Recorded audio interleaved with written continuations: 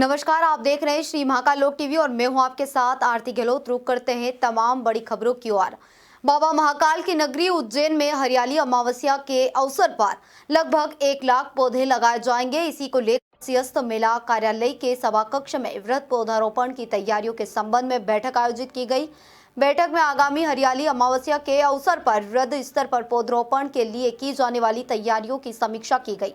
विधायक अनिल जैन कालूहेड़ा ने कहा है कि 4 अगस्त के पूर्व नगर पालिका निगम के नोडल अधिकारी और स्थानीय पार्षद आपसी समन्वय के साथ कार्य करें।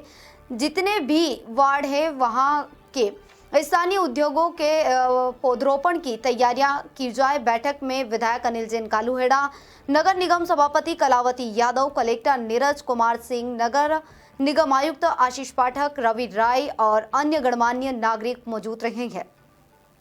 एक पेड़ माँ के नाम अभियान के तहत उज्जैन शहर में 4 तारीख को हरियाली अमावस्या के दिन पूरे शहर में पौधारोपण का अभियान चलाया जाएगा, जिसके लिए जो सामाजिक संगठन हैं, सभी पार्षदगण हैं, जनप्रतिनिधिगण हैं, उनके साथ आज बैठक की गई थी और 1 लाख पौधे 4 तारीख को लगाने का शहर में लक्ष्य रखा गया है। इस तरीके से उस दिन पूरे जिले में भी अभियान चलाया जाएगा और अन्य सामाजिक संगठन से बात करके पूरे जिले के भी लक्ष्य रखेंगे। एक पेड़ माँ के नाम अभियान के तहत उज्जैन शहर में 4 तारीख को हरियाली अमावस्या के दिन इधर उज्जैन जिले के ग्राम पंचायत झारडा में सरपंच पति नानूलाल मालवी द्वारा रोजगार सचिव सुरेंद्र कुमावत के साथ मारपीट की गई है। साथ ही शासकीय कार्य में बाधा पहुंचाते हुए जान से मारने की धमकी दी गई। मामले को लेकर पीड़ित थाना पहुंचा, जहां पुलिस ने रिपोर्ट लिखने से इनकार कर दिया, जिसके बाद युवक ने एसपी कलेक्टर से न्याय की गुहार लगाकर प्रकरण दर्ज करने की मांग की है। वहीं बता दें कि सरपंच पति नागूलाल मालवी पर महिदपुर व झारडा सहित अन्य पुलिस थानों में 8 से ज्यादा प्रकरण दर्ज है। पूर्व में पुलिस द्वारा कलेक्टर को नागूलाल का जिला बदर का प्रस्ताव भेजा गया था, जिसके बाद कलेक्टर ने 6 माह के लिए नागूलाल को जिला बदर करने के आदेश जारी किए थे। मैं विगत 3 महीनों से प्रमाण पत्र के लिए ग्राम पंचायत में जा रहा था, लेकिन मेरा प्रमाण पत्र नहीं बनाया गया और रुपयों की मांग करता है और 3 महीनों बाद उसने बनाया तो उसने गलत बना दिया और मैंने उसको बोला कि दुरुस्त कर, तो फाड़ के मेरे मुंह पे फेंक दिया गया और तेरे से बने वो कर लेना, पैसे लाओ तो प्रमाण पत्र बनेगा, नहीं तो नहीं बनेगा। कौन सा प्रमाण पत्र? मकान का स्वामित्व प्रमाण पत्र।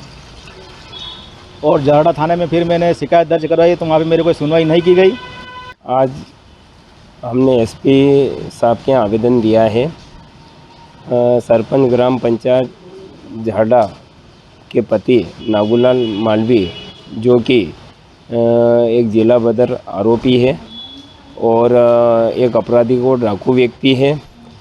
मैं जब गौशाला निर्माण में मोबाइल ऐप से मजदूरों की अटेंडेंस करने वहाँ पहुँचा तो सरपंच पति नागूलाल मालवी ने मेरे साथ धक्का मुक्की की, मारपीट की और गाली गलौज करके मुझे धमकाया कि अगर तूने मेरे को गौशाला निर्माण में कमीशन नहीं दिया तो तेरे को हरिजन एक्ट में झूठे केस में जेल भिजवा दूंगा और तेरी झूठी शिकायत करूंगा, जिसकी वजह से मैं बहुत मानसिक प्रताड़ित हूं।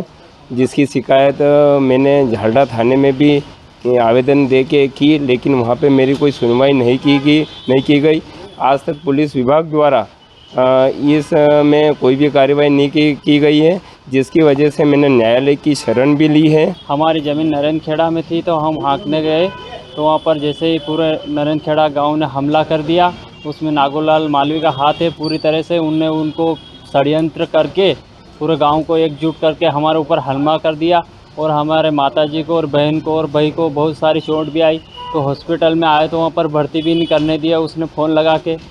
वहाँ पर और गंभीर चोट आई उनको और पूरे गांव वालों ने मिलकर अगर छोड़ा था, नहीं तो वहीं हत्या करने का प्रयास किया।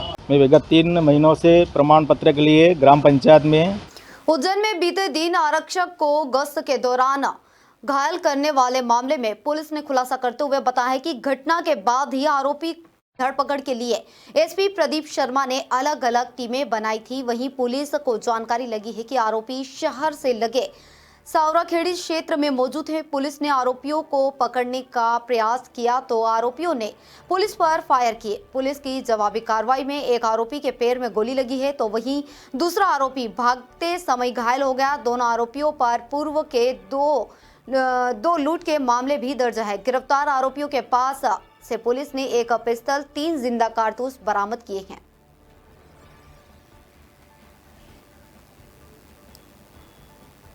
सर, वो जो आरक्षी पे हमला हुआ था उसमें कोई आरोपी का एनकाउंटर हुआ है, क्या पूरा मामला? ये परसों रात को हमारे पुलिसकर्मी साथी 3 संदेहियों को जब परसू कर रहे थे और इनको पकड़ लिया था, उसी में से एक आरोपी ने हमारे पुलिसकर्मी के ऊपर जानलेवा हमला किया था, जिसमें उसे लंग रप्चर हुआ है, वो अस्पताल में भर्ती है। तभी से हमारे पूरी टीमें, एडिशनल एसपी साहब जयंत राठौर और उनके पूरे नेतृत्व में हमारे सीएसपीज, सभी थाना प्रभारी इनके परसूट में लगे हुए थे। मुखबिर से सूचना प्राप्त हुई कि कल रात को ये सावराखेड़ी की तरफ से 2 आरोपी जो हैं इसमें से आ रहे हैं। थाना प्रभारी माधवनगर उनके परसूट में थे और नीलगंगा थाना प्रभारी विवेक, ये इनके आगे से इन्होंने पकड़ने का प्रयास किया, जिसमें एक आरोपी ने इनके ऊपर फायर भी किया। उसके बाद भागने के प्रयास के दौरान ये मोटरसाइकिल से स्लिप हो गए, जिसमें दोनों को चोटें आई हैं। तभी माधवनगर थाना प्रभारी ने इनको पीछे से पकड़ लिया। इसमें एक पिस्टल, 3 जिंदा कारतूस, एक फायर्ड कारतूस इनसे बरामद किया गया। इनको आत्मरक्षा जब पुलिस ने भी फायर किया तो इनके पैर में चोट आई है। आरक्षक हमारा भी अस्पताल में भर्ती है। वो अभी खतरे से खाली है, परंतु क्योंकि जानलेवा हमला था और उसका लंग रप्चर हुआ है तो उसको लगातार सुपरविजन में रखा गया। उसमें हमारी पुलिस के साथी और डॉक्टर्स की टीम लगातार उसको मॉनिटर कर रही है और ब्लड डोनेट करने के लिए हमारे जो पुलिस के साथी हैं वो भी लगातार 24 घंटे में वहाँ सर, जो उपलब्ध। आरक्षक घायल है उनका वो जो आरोपी घायल है उनका नाम क्या है? एक महेश है, ये मूलतः ताल देलवास का रहने वाला है और महेश लोधी है, करीब 26 साल की उम्र है। इसका एक साथी है राहुल बॉस, ये राहुल उर्फ बॉस, ये करीब 20 साल का है। ये पूर्व में भी लूट में बंद हुए, 2017-2020 में देवास गेट और जीवाजीगंज में 3 बार लूट में बंद हुए, जो और अन्य भी इनके आपराधिक रिकॉर्ड हैं। ये पुराने गंभीर आरोपों में बंद रह चुके हैं, 7 में बंद हुए। इनका एक और साथी शिव है जो अभी हमारी टीम में उसको भी पकड़ने का और उसको शाम तक हम शीघ्रता से गिरफ्तार करेंगे। सर, वो जो आरक्षी पे हमला हुआ था उसमें कोई आरोपी का एनकाउंटर हुआ है, क्या पूरा मामला? ये परसों रात को हमारे पुलिसकर्मी साथी 3 संदेहियों को जब परसू कर रहे थे और इनको पकड़ लिया था, उसी में से एक आरोपी ने हमारे पुलिस। खबरों में आगे बढ़ते हुए उज्जैन में नवजात शिशु की मौत का मामला सामने आया है। सीएमएचओ ने फ्रीगंज के एमपी हॉस्पिटल के लाइसेंस को 1 माह के लिए निरस्त करने के आदेश के साथ ही मरीजों की भर्ती पर रोक लगाई है। दरअसल कमीशन के लालच में सरकारी अस्पताल से मरीज को निजी अस्पताल ले जाने वाले गिरोह के कारण एक नवजात की अस्पताल में मौत हो गई। माधवनगर अस्पताल में रजनीपति अंकित यादव ने नवजात बच्चे को जन्म दिया था। नवजात की तबीयत खराब होने पर उसे डॉक्टर ने चरक अस्पताल रेफर किया था, लेकिन आशा कार्यकर्ता ने कमीशन के लालच में एमपी अस्पताल से एम्बुलेंस बुलाकर उसे एमपी अस्पताल में भर्ती करवाया गया, जहां इलाज के अभाव में नवजात की मौत हो गई। एमपी हॉस्पिटल में संसाधनों की सुविधा नहीं होने पर लाइसेंस को निरस्त किया गया है। परसों माधवनगर हॉस्पिटल में एक महिला की डिलीवरी हुई थी, जिसमें बच्चा काफ़ी सीरियस था और उसे हमने माधवनगर से चरक हॉस्पिटल लाइसेंस में शिफ्ट करने हेतु भेजा गया था, लेकिन एक आशा कार्यकर्ता द्वारा उसे चरक हॉस्पिटल में ले जाते हुए अपने एमपी हॉस्पिटल में ले जाया गया और उन्होंने उस बच्चे का इलाज किया, जबकि वह उनके लिए बच्चों के इलाज की सुविधा कतई नहीं थी, न ही उनके पास पीडियाट्रिशियन डॉक्टर थे। उसके बावजूद भी उन्होंने बच्चे को वहाँ पे रखा और इलाज किया। उसकी हालत गंभीर होती चली गई। जब हमारे संज्ञान में ये बात आई तो हमने बच्चे को वहाँ से डिस्चार्ज करवा कर एसएसयू चरक हॉस्पिटल में भेजा, जहाँ आज सुबह उसकी मृत्यु हो गई। इसमें हम पूर्णतया से एमपी हॉस्पिटल की गलती मानी जाएगी, क्योंकि जब सुविधा नहीं थी वो तो अपने बच्चे क्यों रखा, और बच्चे को प्रॉपर समय में इलाज और उपचार मिल जाए तो बच्चे की जान बचाई जा सकती थी। इसलिए हमने उनकी गलती पाए जाने पर 1 माह के लिए उनका लाइसेंस सस्पेंड कर दिया। परसों माधवनगर हॉस्पिटल में एक महिला। इधर उज्जैन जिला अस्पताल में लंबे समय से चोरी की वारदात होने के मामले सामने आ रहे हैं। एक बार फिर बीती रात बदमाशों ने नए बने क्षय रोग विभाग में धावा बोला है। स्टोर का काम देखने वाले अभिषेक गोयल ने बताया है बदमाश पीछे की पुरानी बिल्डिंग से ऊपर चढ़े और नए कक्ष विभाग के कक्ष की खिड़की तोड़कर अंदर पहुंचे। बदमाशों को कुछ खास हाथ नहीं लग पाया, लेकिन वह एसी की केबल चोरी कर भाग गए।